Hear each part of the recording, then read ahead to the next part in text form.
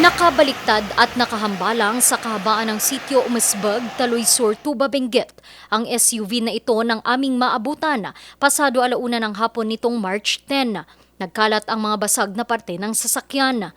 Sa kabilang parte ng kalsada, nakasampa naman sa semento at bumangga sa pader ang isang truck. Kwento ng may-ari ng bahay na si Jeneline, nanonood sila ng kanyang anak ng TV nang may marinig na malakas na kalabog sa labas ng kanilang tahanan.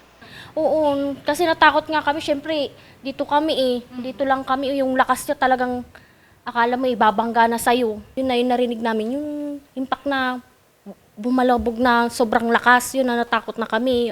Sugatan ang dalawang pahinanti ng truck habang naging pahirapan naman ang pagkuha sa driver na naipit sa kinauupuan.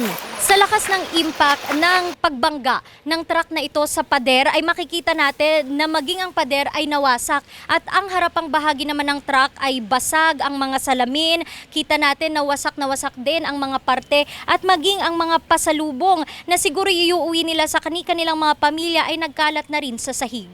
Agad dinala sa ospital ang tatlo pati na rin ang dalawa pang sakay ng nadamay na SUV matapos makaramdam ang mga ito ng paninikip ng dibdib. Na lost brake po ma'am yung sasakyan namin.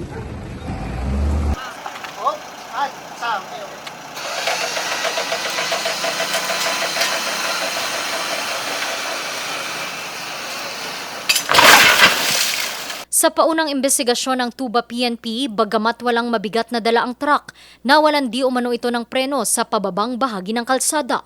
Yung sa truck, na loose brake siya ma'am, sa taas pa lang.